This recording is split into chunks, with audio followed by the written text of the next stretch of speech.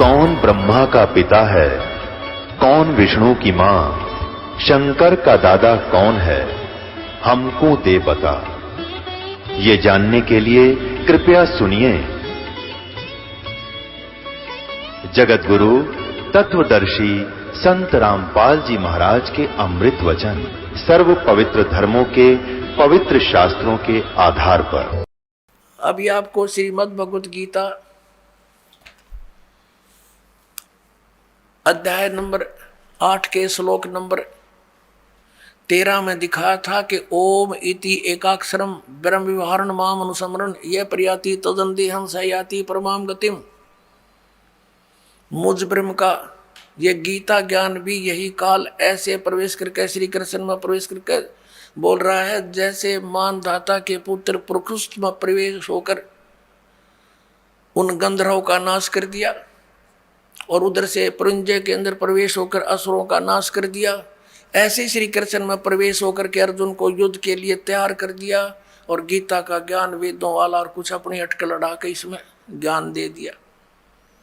तो ये ब्रह्म बोल रहा है जो ब्रह्मा विष्णु महेश रुद्र इन सब का पिता है और दुर्गा इन सब की माता है। अब ये तो कह रहे हैं आदरणीय शंकराचार्य और सारे पवित्र हिंदू धर्म के गुरुजन कहते हैं कि केवल ब्रह्मा विष्णु महेश ही की पूजा करो, सर्वेश्वर महेश्वर है। और विष्णु जी कह रहा है कि मैं तो दुर्गा देवी की पूजा करता हूँ, दुर्गा की, और इसके ऊपर मैं किसी भगवान को नहीं जानता। ये इनका स्पिरिचुअल नॉलेज इनके गॉड का भगवान का है जिसको ये पूज रहे हैं। दुर्गा कह रही है हिमालय को श्री देवी पुराण में 7वें स्कंद में 562 पृष्ठ पे कि केवल उस ब्रह्म की पूजा करो और सब बातें छोड़ दो। उसका ओम नाम है, ओम नाम के जप से उसकी प्राप्ति होगी, उस ब्रह्म को पा जाओगे जो ब्रह्म लोक में रहता है। और ये ब्रह्म क्या कहता है कि मेरा तो एक ओम अक्षर है और इसकी साधना करने से ओम से जो होने वाली परम गति है वो प्राप्त हो जाएगी। कहाँ जाएंगे? ब्रह्मलोक में। ब्रह्मलोक में गए हुए प्राणी भी फिर पुनरावृत्ति में। गीता जी अध्याय नंबर 8 के श्लोक नंबर 16 में लिखा, देखिएगा। अब ये तो आपने अध्याय नंबर 8 का और श्लोक नंबर 13 अभी पढ़ा था, पहले भी फिर देख लेते हैं। ओम इति एकाक्षरम ब्रह्म विहरण माम अनुसमरण ये प्रयाति तजंदेहम सयाति परमाम गतिम। ओम ओम एक अक्षर माम ब्रह्म मुझ ब्रह्म का, केवल यह एक अक्षर ओम है। ओम का इन्होंने अनुवाद ऐसे किया है, ऐसे कहो तो ऐसे लिख लो, एक का बात है। तो उसकी परम गति होती है जो ओम नाम के सतर की, वो कहाँ जाता है? ब्रह्मलोक में चला जाता है। जैसे अभी आपने श्री देवी पुराण में पढ़ा कि श्री देवी जी कहती हैं कि तुम ओम नाम का जाप कर और उस ब्रह्म को प्राप्त हो जाएगा, ब्रह्मलोक में चला जाएगा। अब ब्रह्मलोक में गए प्राणी फिर पुनरावृत्ति में आते हैं, देखिएगा। ये गीता अध्याय नंबर 8 का और श्लोक नंबर 16। हे अर्जुन, ब्रह्मलोक पर्यंत सब लोग पुनरावृत्ति में हैं। यहां देखना, इन्होंने स्टार लगा रखा पुनरावृत्ति का, यहां परिभाषित किया है, अर्थात जिनको प्राप्त होकर पीछे संसार में आना पड़े, ऐसे इसको पुनरावृत्ति कहते हैं। ब्रह्मलोक तक पर्यंत, ब्रह्मलोक तक जितने भी लोग हैं उनमें गए हुए प्राणी भी पुनरावृत्ति में जन्म मृत्यु होती है। और ये स्वयं भी स्वीकार करता है गीता ज्ञानदाता कि अर्जुन तेरे और मेरे बहुत जन्म हो चुके, तू नहीं जानता मैं जानता। तो ब्रह्म इनकी पूजा करने वाला भी जन्म मृत्यु में बना रहा तो परम शांति नहीं। गीता जी अध्याय नंबर 17 के और श्लोक नंबर 23 में कहा कि उस सच्चिदानंद ब्रह्म को पाने का किसको, जहां जाने के बाद साधक फिर लौटकर संसार में कभी नहीं आते। देखिएगा अध्याय नंबर 15 का पंचदशो अध्याय 15वां अध्याय का ये प्रथम मंत्र है कि ऊर्ध्व मूलम अधः शाखम अश्वत्थम प्राहु अव्यम छंदासी यस्य पर्णानि ये तम वेद स वेदवित। अब ये क्या बताया है कि आदि पुरुष परमेश्वर मूल आले ऊपर को जड़ है वो तो पूर्ण परमात्मा है।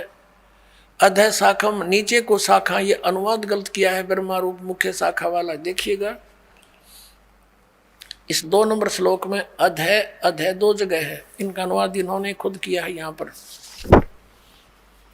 अधः माने नीचे, अधः माने नीचे, अधः माने नीचे, अधः माने नीचे। तो अधः यहाँ नीचे लिखना था, ऊपर को जड़ वाला, ऊपर को मूल वाला। आदि पुरुष परमेश्वर तो समझो उल्टा लटके संसार रूपी वृक्ष की जड़ है और नीचे को शाखा है, ये समझो। इसकी तरफ संकेत है ये गीता जी अध्याय नंबर 15 के श्लोक नंबर 1 में, ऊर्ध्व मूलम अधः शाखम अश्वत्थम प्राहु अव्यम। ये है वो उल्टा लटका हुआ संसार रूपी वृक्ष, ऊपर को जड़ और नीचे को शाखा वाला। अब तीनों गुण यहाँ देखिएगा। अब गीता जी अध्याय नंबर 15 का श्लोक नंबर हम 1 पढ़ रहे हैं। इसका अर्थ है कि जो ऊपर को जड़ नीचे को शाखा, बिल्कुल स्पष्ट है। अधः शाखम, इन्होंने अड़ंगा डांड मतलब था, ज्ञान था ही नहीं। संसार रूपी पीपल के वृक्ष को अविनाशी कहते हैं। वेद जिसके पत्ते कहे गए हैं, उस संसार वृक्ष को जो पुरुष मूल सही तत्व से जानता है, स वेदवित, वह वेद के तात्पर्य को जानने वाला है, अर्थात वो तत्वदर्शी संत है। सह वेदवित तत्व से जानता है तो वह वेद के तात्पर्य को जानने वाला था, तो तत्वदर्शी संत है, इसका अर्थ ये। और फिर हम ज्यादा ना कहकर हम सिर्फ ये लेंगे कि 15वें अध्याय के 4थे श्लोक में स्पष्ट किया है कि जब तत्वदर्शी संत मिल जा तो तत्व ज्ञान रूपी शस्त्र के द्वारा इस ज्ञान रूपी अंधकार को समझकर इसका नाश करके उसके पश्चात परमेश्वर के उस परम पद की खोज करनी चाहिए, जहां जाने के बाद साधक फिर लौटकर कभी संसार में नहीं आते। देखिएगा यहां से लेंगे क्या लिखा कि उस संसार वृक्ष की तीनों गुण रूप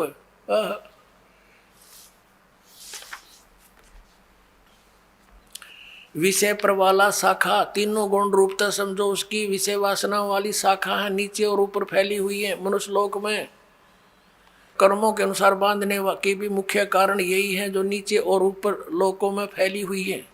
ऊपर स्वर्ग लोक में, नीचे पाताल लोक में, पृथ्वी लोक पर ज्ञान बोला ही जा रहा है।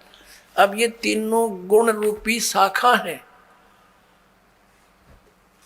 3 गुण क्या है? रजगुण ब्रह्मा, सतगुण विष्णु, तमगुण शिव जी। देखिए मार्कंडेय पुराण, प्रकाशक मुद्रक हैं, गीता प्रेस गोरखपुर, गोविंद भवन कार्यालय कोलकाता का संस्थान। ये इनके फैक्स और फोन नंबर है। इसके 123 पृष्ठ पर देखिएगा, ये संक्षिप्त मार्कंडेय पुराण 122 के नीचे आएंगे, फिर साथ में इधर 23 है। अब मार्कंडेय जी बोले मुने, अब यहां जाते इसके सामने ही। इस प्रकार स्वयंभू परमात्मा की 3 अवस्थाएं हैं। रजोगुण प्रधान ब्रह्मा, तमोगुण प्रधान रुद्र, सतोगुण प्रधान विश्वपालक विष्णु है। ये ही 3 देवता हैं और ये ही 3 गुण हैं। कंसेप्ट क्लियर हुआ? समझदार को संकेत ही बहुत होता है। अब फिर पढ़िएगा इस पवित्र श्रीमद् भगवत गीता अध्याय नंबर 15 के श्लोक नंबर 1, 2 से आगे। 1 तो पढ़ लिया आपने, अब 2 को देखिए। अध्याय नंबर 15 श्रीमद् भगवत गीता नंबर 2 में क्या कहा है कि इस संसार वृक्ष की तीनों गुण, रजगुण ब्रह्मा, सतगुण विष्णु, तमगुण शिव जी रूपी शाखा। परमेश्वर कबीर जी ने आकर बताया था कि जो संत संसार रूपी वृक्ष के सभी विभागों को भिन्न भिन्न बता देता है, स वेदवित, वह तत्वदर्शी संत है। कबीर परमेश्वर ने 600 वर्ष पहले कहा था, अक्षर पुरुष एक पेड़ है, निरंजन यानी क्षर पुरुष वा की डार, और तीनों देवा शाखा हैं, ये पात रूप संसार है। तो वो थे भगवान जो तत्वदर्शी संत की भूमिका करने आते ही आते हैं, वो ज्ञान वही समझाते हैं। तो ये बता कि तीनों गुण, रजगुण ब्रह्मा, सतगुण विष्णु, तमगुण शिव जी, ये जड़ तो पूर्ण परमात्मा स्वयं परम अक्षर ब्रह्म कबीर देव कबीर साहब हैं,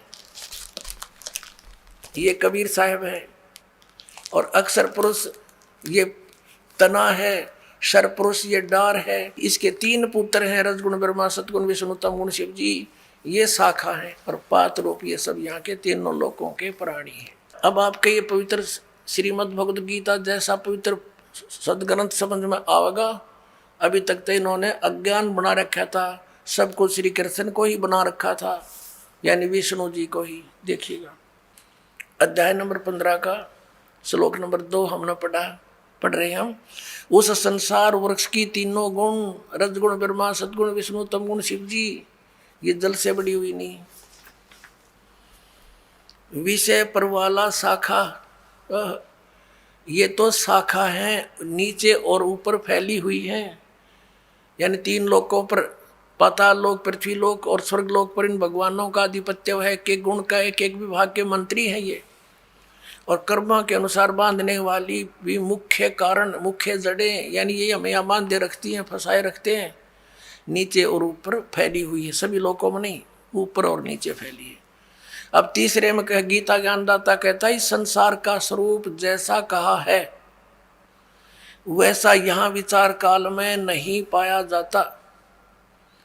अब क्या कहता है ये गीता ज्ञानदाता, कि जो तेरा और मेरा डिस्कशन चल रहा है इस गीता के ज्ञान में, मैं इस पूरे ब्रह्मांडों के सारे संसार रूपी वृक्ष की यानी सभी ब्रह्मांडों की जानकारी नहीं रखता। मुझे इसके आदि और अंत का, स्थिति का कोई ज्ञान नहीं।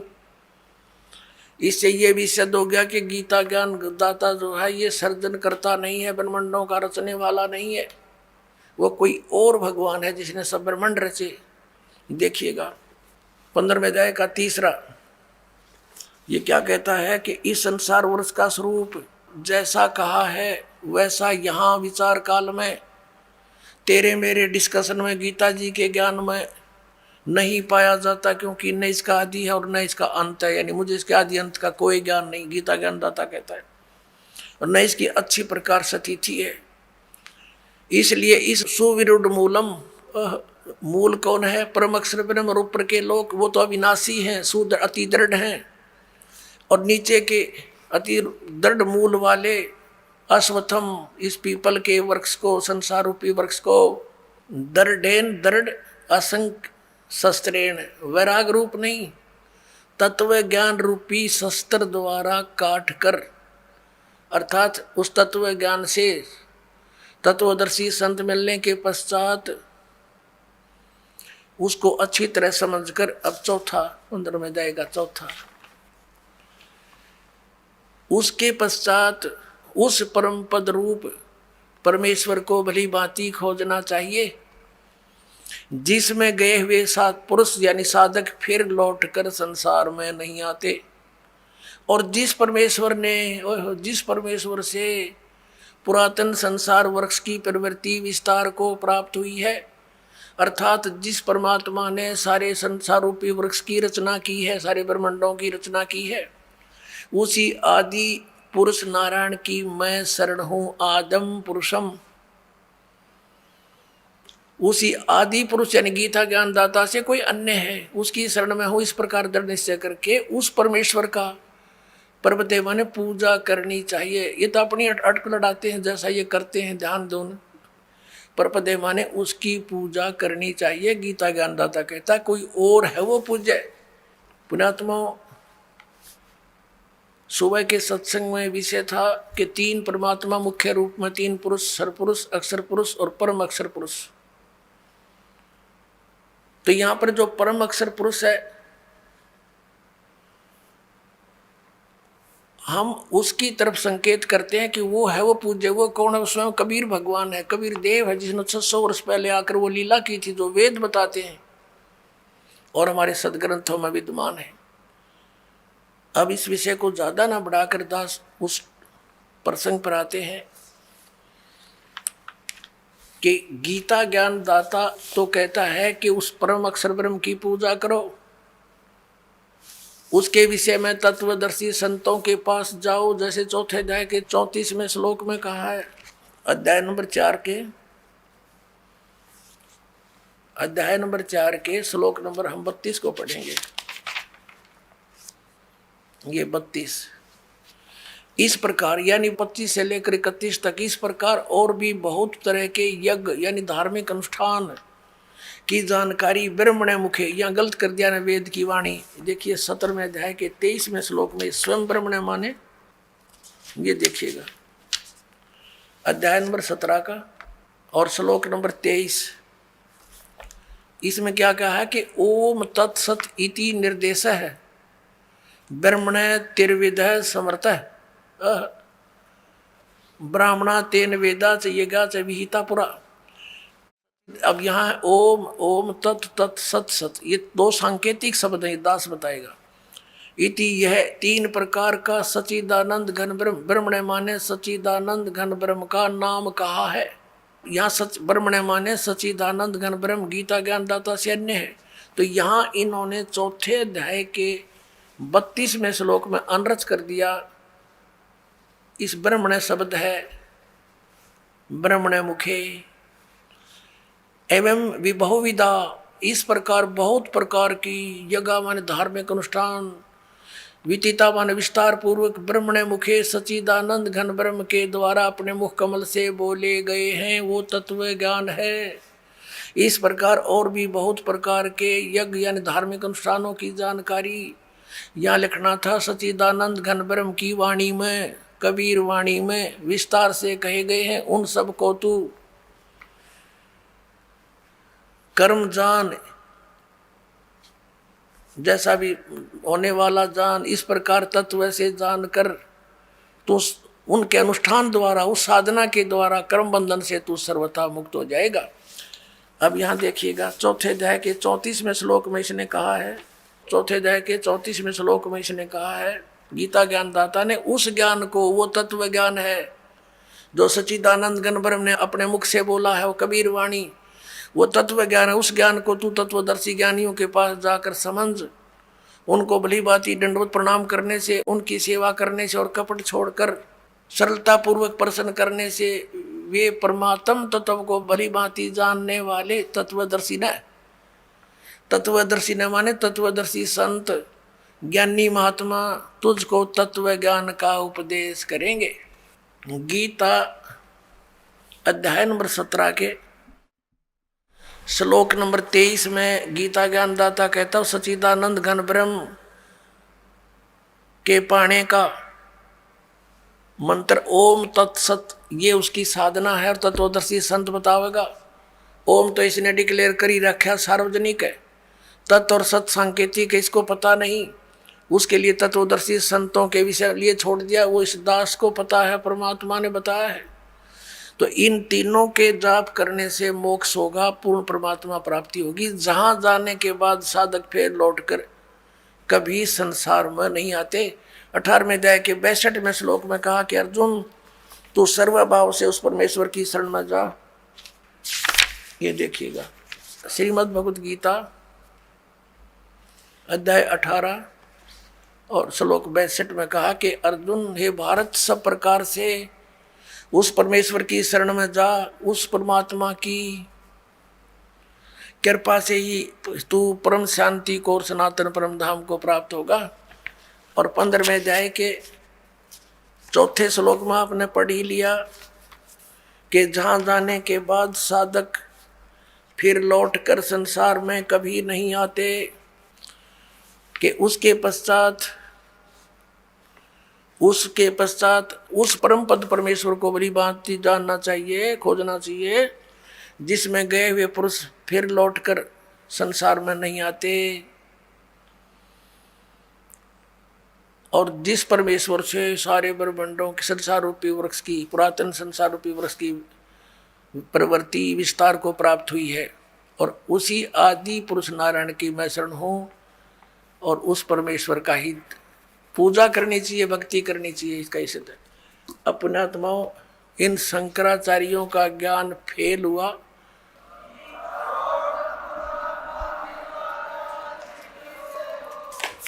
अपने आत्माओं, ये दास अभिमान से नहीं कहता, क्योंकि ज्ञान ना तो इन शंकराचार्यों का बनाया हुआ, ये तो वेदों और गीता और पुराणों में लिखा है।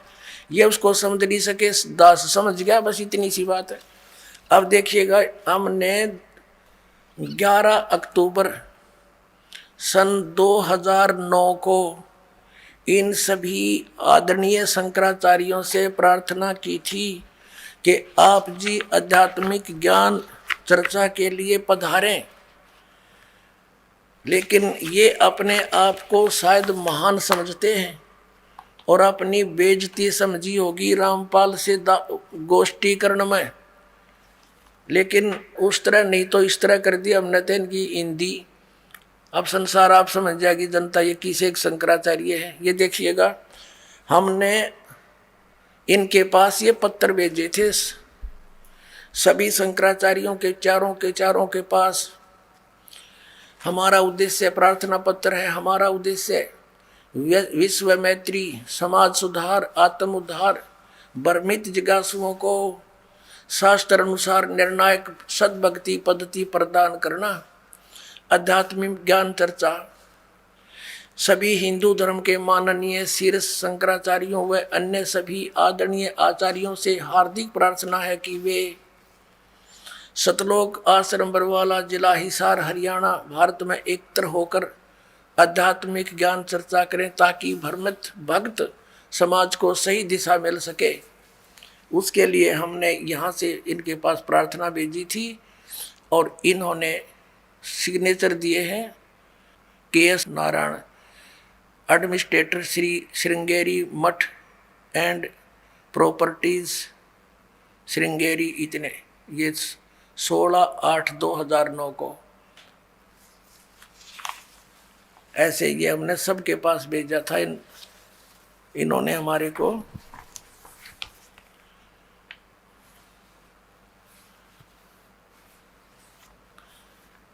ये पत्र प्राप्त किया। प्रेमचंद्र उपाध्याय, प्रबंधक, ज्योतिष मठ, ज्योतिष आचार्य, ज्योतिष मठ उसको। तो इस तरह हमने बाई हैंड ले जाके, बाई रजिस्ट्री करवा के, और वो दिन रखा था और 2 चैनलों के माध्यम से करना था। देखिएगा, इन्हीं पत्रों में है ये, इन्हीं पत्रों में ये है, यहाँ पर लिखा है।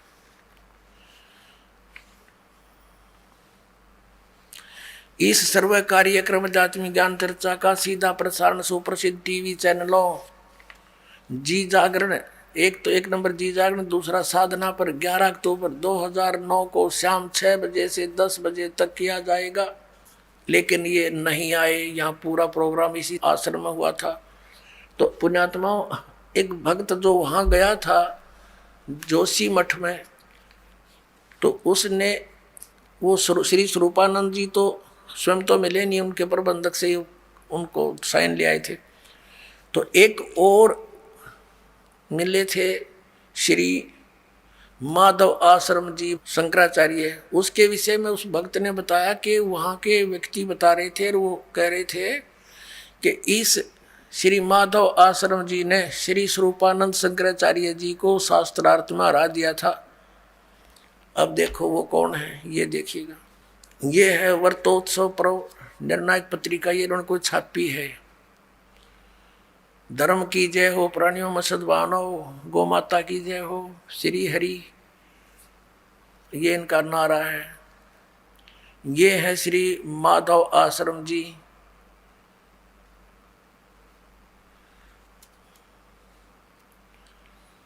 ज्योतिष पीठाधीश्वर, ये कहते हैं मैं अधिकारी, ये अपना अधिकार मानते हैं उस पर। ज्योतिष पीठाधीश्वर श्री मजद गुरु शंकराचार्य अनंत श्री विभूषित श्री स्वामी माधव आश्रम जी महाराज, ज्योतिर्मठ बद्रिकाश्रम हिमालय, श्री कृष्ण बौद्ध धाम 7 शंकराचार्य मार्ग, सिविल लाइन, दिल्ली चमन से यह यहाँ छपी है।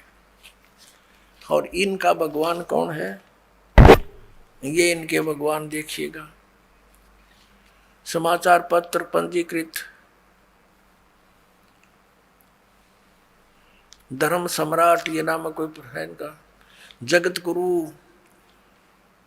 गुरु शंकराचार्य ज्योतिष पीठाधीश्वर अनंत श्री स्वामी माधव आश्रम जी महाराज, बद्रिकाश्रम हिमालय अध्यक्ष अखिल भारतवर्षीय धर्म संघ, ये इनके पूज्य देवता है। भगवान राम परिवार। अब न्यू क्या है वो वहां के लोग कह रहे थे कि इसने श्री माधव आश्रम जी ने, इसका नाम है आदरणीय शंकराचार्य का माधव आश्रम जी महाराज, इन्होंने स्वरूपानंद जी को हरा दिया और पूजा इनकी आए है। ये इनके भगवान, इन रजगुण ब्रह्मा, सतगुण विष्णु, तम गुण शिव जी, इन तीनों देवताओं की पूजा श्रीमद् भगवत गीता जी के अंदर मना किया है। 7वें अध्याय के 10 से लेकर 12 और 20 से लेकर 23 के श्लोक में वो आने वाले समय में आपको दिखाएंगे। और ये उन्हीं की पूजा करते हैं। तो पुण्यात्माओं, सौभाग्य आपका, आपको सत्संग मिला इस बरवाला आश्रम में। पूरे विश्व में कहीं भी सत्संग नहीं है। बोलो सतगुरुदेव की जय हो। परम पिता परमात्मा पूर्ण ब्रह्म सारी सृष्टि के रचनहार कबीर परमेश्वर जी की असीम कृपा से आप पुण्यात्माएं सत्संग सुनने के लिए उपस्थित हुए। परमात्मा बताते हैं, मात पिता मिल जाएंगे 184 माँ, सतगुरु सेवा और भक्ति या फिर मिलन की ना।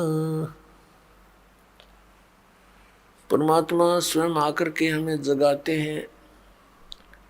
हम मोह ममता की गहरी नींद में सोए हुए होते हैं।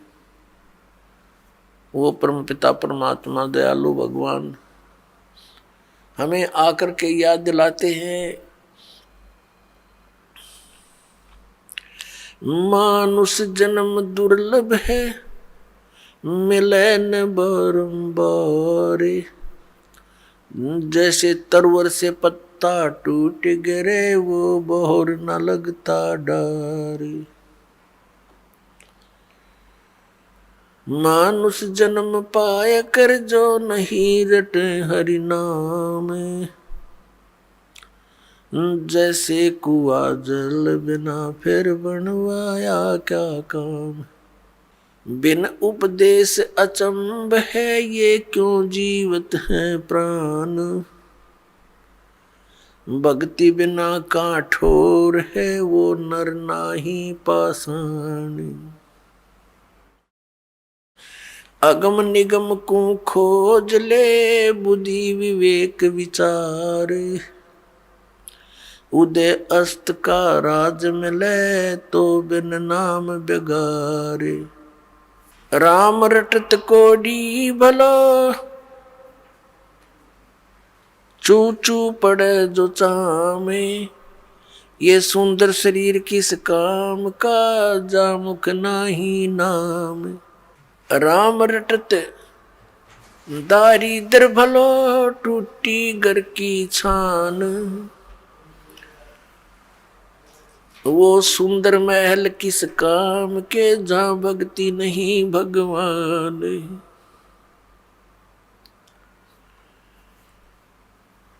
राम रटत कन्या भली, साकेट भलो न पूत। जैसे बकरी के गल में गल थना, जिसमें दूध ना मूत। हमारे परमात्मा ने, हमारे पिता ने, हमारे जनक ने आकर के हमें ये ज्ञान बताया कि आप इस लोक के वासी नहीं हो, आप यहाँ के रहने वाले नहीं हो। और जिन इन संसारिक सुखों को आप सुख मानते हो, ये झूठा सुख है, ये अस्थायी है। आप जी को यहाँ रोके रखने के लिए आपको इतना विवश कर दिया इस काल भगवान ने। अपने तीनों पुत्रों को, ब्रह्मा जी को रजगुण युक्त बना दिया, विष्णु जी को सतगुण युक्त बना दिया और शंकर जी को, शिव जी को तमोगुण युक्त बना दिया। और इनके अंदर से निकल रही वो तरंग हम सभी प्राणियों को प्रभावित कर रही है।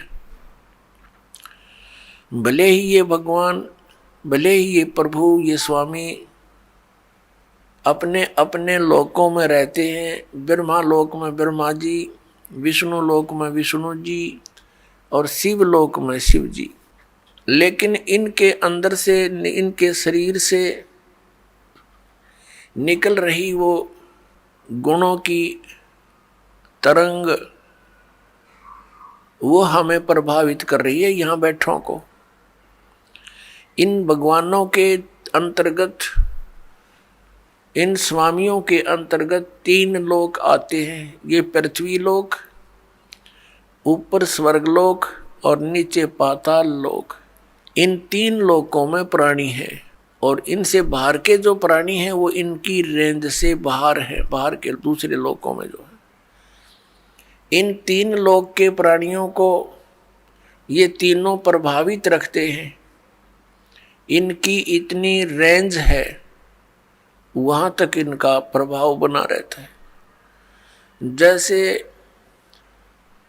रसोई के अंदर मिर्चों का छौंक लगाया जाता है तो वो मूल वस्तु, जो साकार वस्तु मिर्च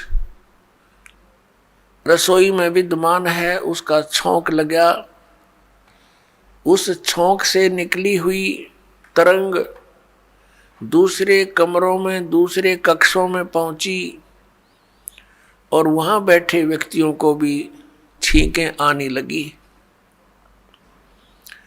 अब उनको छींकें ना आवे तो उनके बस की बात नहीं, क्योंकि मिर्च का प्रभाव है। और साकार वस्तु रसोई में उसके निराकार गुण ने, शक्ति ने दूसरे कक्षों में बैठे व्यक्तियों को भी प्रभावित कर दिया।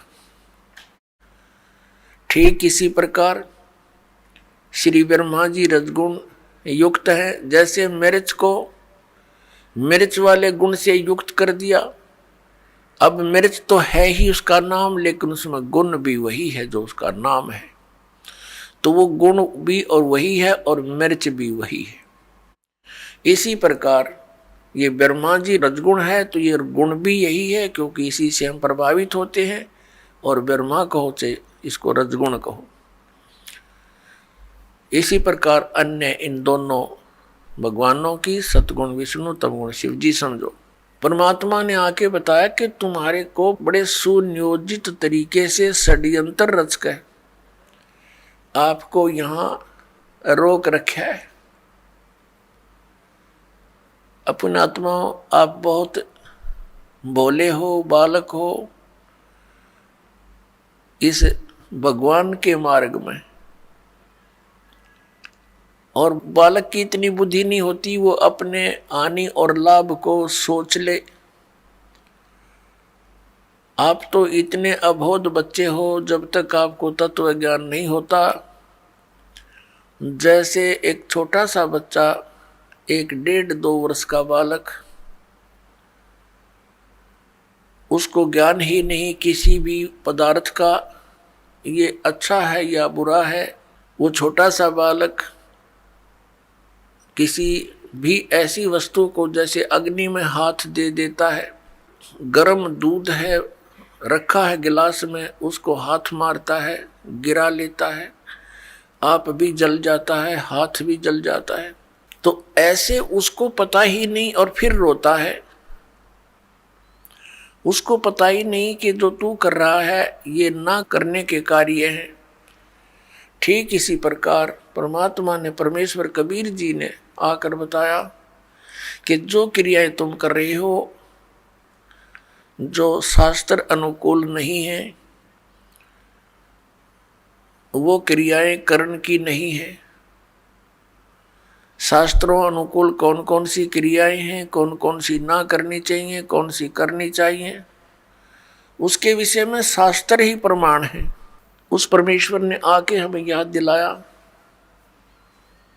झूठे सुख को सुख कहे, ये मान रहा मन मोद, ये सकल चबीना काल का, कुछ मुख में कुछ गोद।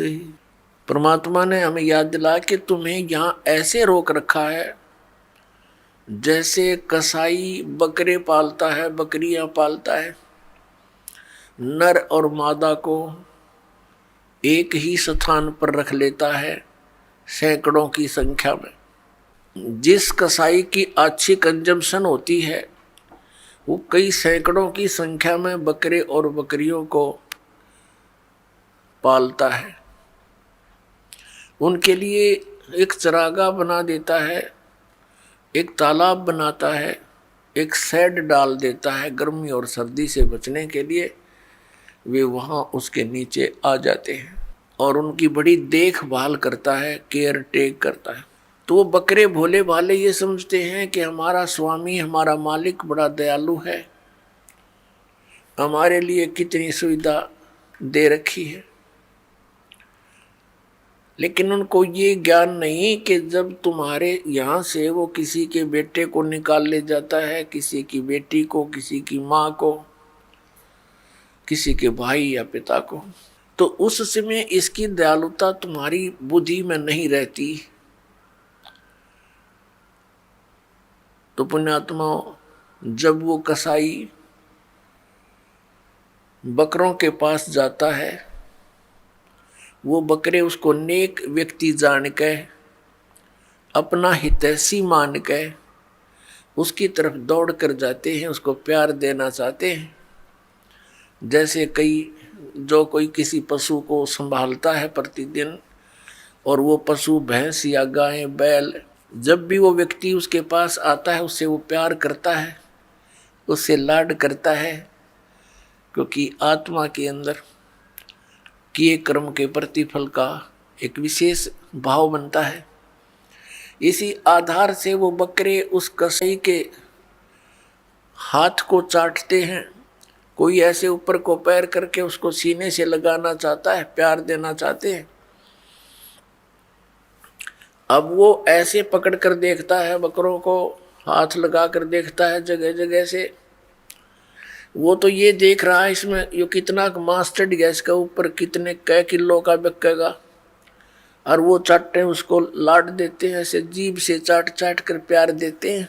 बड़ा नेक आदमी है, और वो एस्टीमेट लगाने लग रहा है ये कितने का बिकेगा। परमात्मा ने आके बताया कि ठीक इसी प्रकार खाई खुराका पैन पोशाका यम का बकरा पलता है। कहते हैं खाई खुराका और पैर पोशाका, यहाँ यम का बकरा पलता है। इस काल के बकरे पल रहे हो तुम। आप देखते हो पीछे से एक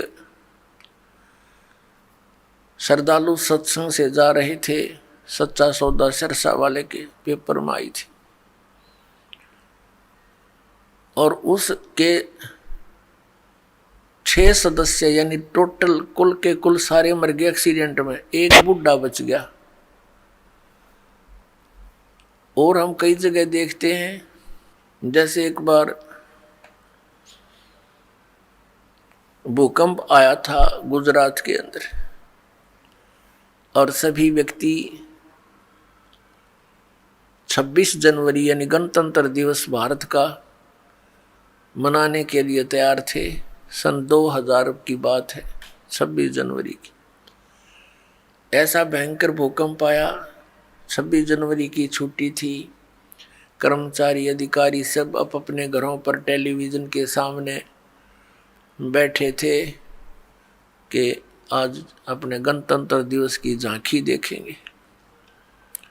ऐसा भयंकर भूकंप आया, जिन मकानों को, कोठियों को, संपत्ति को बनाने में सारा जीवन न्यौछावर कर दिया, उन्हीं कोठियों के नीचे दब के पूरे के पूरे परिवार नष्ट हो गए। पुण्यात्माओं, इस काल ने आप और हमारे ऊपर इतना प्रेशर डाल रखे हैं, तीनों गुणों का, 3 इंजेक्शन लगा रखे हमारे, ये लगे ही रहते हैं। इनका प्रभाव हमारे ऊपर बना ही रहता है कंटिन्यूसली। तो उसके कारण हम इतने प्रभावित हैं कि हम अपने उद्देश्य को ही भूल चुके हैं। अब विचार करो, जो व्यक्ति उस भूकंप में मर गए या दुर्घटना में मर गए, वो कौन सी क्रियाएं किया करते थे, उनके क्या उद्देश्य थे, उनकी कितनी इच्छाएं थी, और हमारी क्या है, हम क्या सोचते हैं, हम कर क्या रहे हैं। एक भक्त बता रहा था कि मेरी मम्मी बात नोत कर आई थी, 5 लड़कियां थी, जिनमें से 3 का विवाह इकट्ठा ही था। 3 बेटियों का विवाह हो तो उस समय इस मनुष्य के माइंड की नीडल या सुई 100 से नीचे नहीं रहती। कभी उधर सोचा ये करूंगा वो करूंगा, चिंता ये बनाई रखी है, हमारे साथ इसने लगाई रखा है। बस की बात नहीं, हमारी परंपराएं ऐसी बन गई जो हमें केवल दुख ही देती हैं, सुख नहीं देती। विवाह के अंदर भात नौत का आना, फिर एक विवाह फिर उन भाइयों का शुरू हो जाता है, एक बहन का शुरू हो रहा है। तो इस तरह हम अपनी परंपराओं को, रीतियों को गलत बनाकर भी 90% दुखी हैं। अब वो रोहतक बस स्टैंड पर खड़ी थी, एक बस से उतरी थी, दूसरी का इंतजार कर रही थी, और खड़ी खड़ी सोच भी रही थी, क्योंकि जिसके 3 बेटियों का ब्याह हो, जो अनुपदेशी है, हमारे भगत तो अब इस बीमारी और बुराई से कति दूर हो जाएंगे। ज्ञान से होंगे, कोई प्रतिबंध से नहीं होती ये बातें। बच्चों का विवाह भगवान ने कर रखा होता है, या हमारी भूल है बाद में जो ड्रामाबाजी, नाचा कूदी, डीजे बजाना, फंड करना, ये कोरी बकवाद है। ये इस विवाह के समय में, इतने पुण्य संयोग के समय में ऐसे बकवाद नहीं करनी चाहिए। कोई घूटी ला रहा है, कोई नाचे कूदे, ये कोई बात हुई? ब्याह किसी का नाचे कोई, ये कोई सांग होया, कोई अकल हुई? लाडू कोई खावे और कूदे कोई, बता कोई बात है यार? तो इस तरह की हम अज्ञान से अपने ऊपर एक न्यारा वजन और रखे बैठे हैं, ये भी हटाना, हमने बिल्कुल हटाना पड़ेगा। भक्ति तभी चलेगी, भगत तभी बनेंगे। अब वो पता नहीं क्या क्या विचार कर रही थी, वहाँ ऐसे करूँगी, ऐसा करूँगी, वो ऐसा लाना है, वो फलाना ऐसा करना है, लड़की के कपड़े बनवाने हैं, यानी 100 चिंताएं होती है। वहाँ पिलर के साथ खड़ी खड़ी ऐसे ही चिंतन कर रही थी, कहीं और घूम रही थी, खड़ी थी वहीं पर। एक ड्राइवर ने बस बैक करके सेट करनी थी अपने स्थान पे, कंडक्टर लग गया खुले पैसे देन, किसी के बकाया थे वो बकाया पैसे। ड्राइवर ने सोची तू लाग फटाफट बस को, उसने बस बैक करी, वह ज़्यादा टेढ़ी होकर पिलर की सीधी होगी, उसने दिखा नहीं दूसरी साइड में, वह पीछे जाके, और उस बहन ने भी ध्यान नहीं, क्योंकि वो तो सोच विचार में बड़ी थी, उसकी छाती पर आकर लगी बस पाछे तर पीछे पिलर का सारा खड़िए थी, वह वहीं पर आध घंटे में तड़फ कर मर गई। अब वो ब्याह भी रह गया, और जो इधर उधर की जो 1 सेकंड का चैन नहीं था, अब वो कहाँ गई? तो पुण्यात्माओं, हम कति बालक हैं, हमें डर नहीं रहा, हमें याद नहीं रहा वो जाने का समय, और जब तक हमें यहाँ से जाने का समय याद नहीं रहेगा, हम भक्त नहीं बन सकते, हम बुराई से बच नहीं सकते। अब आज कोई नाच रहा है, कूद रहा है, एक समाचार पत्र के अंदर देखा, पढ़ा, उसमें क्या लिखा था कि विवाह था और पहले दिन वो डीजे मंगाकर नाच रहे थे, बहन भी, सब दूसरे भाई रिश्तेदार डांस करे डीजे के ऊपर, वो भी समाचार पत्र में। और अगले दिन वो दुल्हा जो विवाह करने चला था, कार एक्सीडेंट हो गया ट्रेले के साथ में। जितने सदस्य उसके साथ बैठे थे व्यक्ति वो सारे मर गए, वो भी मर गया। अगले दिन वो टक्कर मार रहे हैं, रो रहे हैं, बालों को पाड़ रहे हैं जो कल नाच रहे थे। अब बजा लो डीजे यहाँ पर। कहते हैं नानक साहिब जी कहते हैं कि ना जाने काल की कर डारे और किस विध ढल जा पासावे और जिन्हां ते सिर ते मौत खुड़क दी उन्हां नूं केड़ा हासावे। आदरणीय नानक साहिब जी से किसी ने पूछा कि हे महात्मा जी, आप कभी भी खुश नजर नहीं आते, ना कोई त्योहार और तीज मनाते। तब उन्होंने कहा था भाई ना जाने यहाँ क्या बिजली गिर जा एक पल में, और हमने तो अपनी मौत दिखाई देती है, इसलिए रुचि नहीं बनती इन नाचन और गावन में, यहाँ की नकली खुशी मनावन में। कति दिल नहीं मानता। ना जाने काल की कर डारे किस विध ढल जा पासावे पर जिनाते सिरते मौत खुड़क दी उन्हां केड़ा हासावे। फिर उनसे पूछा क्या आप कभी प्रसन्न नहीं होते, ऐसे कैसे जी रहे हो? तब उन्होंने बताया कि मैं प्रसन्न होता हूँ, साध मिले साढ़े शादी होंदी, विछड़ जा दिलगिरी वे, अख दे नानक सुनो जिहाना, ये मुश्किल हाल फकीरी वे। नानक साहिब जी कह रहे हैं कि जब मेरे भक्त, मेरी साध संगत यहाँ आती है सत्संग श्रवण करने के लिए, तो मेरी खुशी का कोई ठिकाना नहीं हो रहता। वो हमारे साथी है, वो हमारी खुशी है। और जब ये वापस जाते हैं संसार में यहाँ से, तो फिर मुझे दिलगिरी होती है, बहुत परेशानी दुख हो जाता है, चिंता लग जाती है कि कहीं ऐसा ना हो ये मेरे बच्चों को जिनको मैंने मुश्किल से मार्ग पर लाया है, सत्य बताया है, परमात्मा का सच्चा ज्ञान समझाया है, कहीं कोई काल, क्योंकि संसार में इस ज्ञान के जानने वाले व्यक्ति नहीं हैं।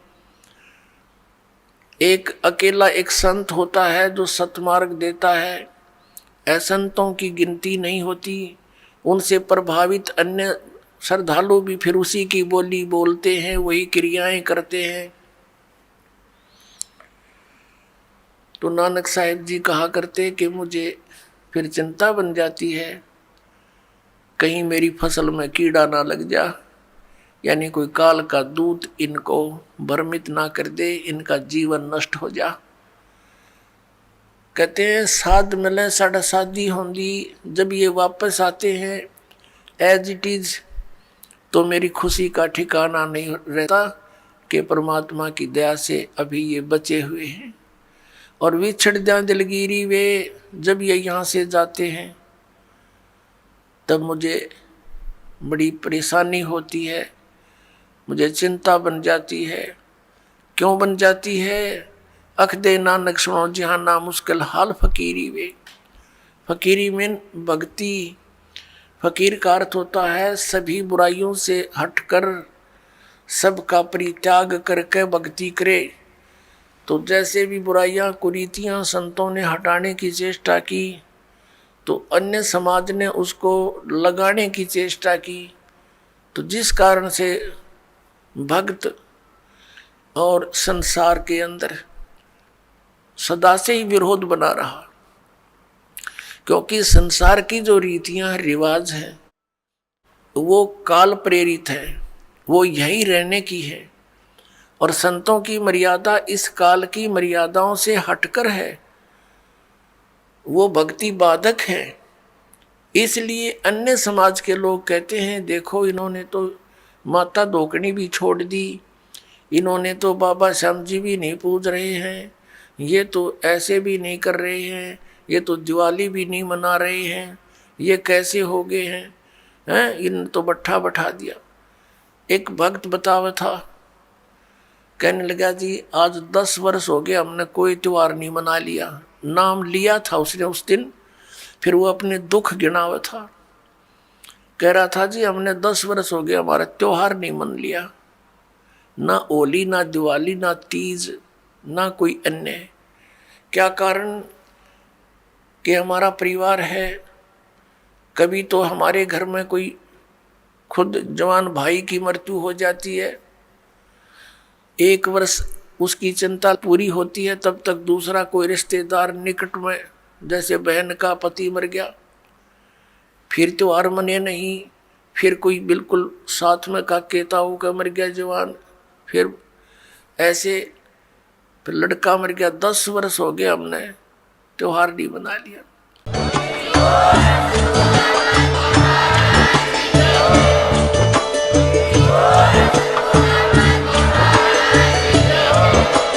आप सुन रहे थे जगत गुरु तत्वदर्शी संत रामपाल जी महाराज जी के मंगल प्रवचन। अधिक जानकारी के लिए विजिट कीजिए हमारी वेबसाइट www.jagatgururampalji.org। संत रामपाल जी महाराज जी के शुभ आशीर्वाद से पूरे विश्व भर में 500 से भी ज्यादा नाम दीक्षा केंद्र हैं, जिन पर संत रामपाल जी महाराज जी द्वारा ऑनलाइन निशुल्क नाम दीक्षा दी जा रही है। अपने नजदीकी नाम दीक्षा केंद्र का पता करने के लिए संपर्क करें 8222880541।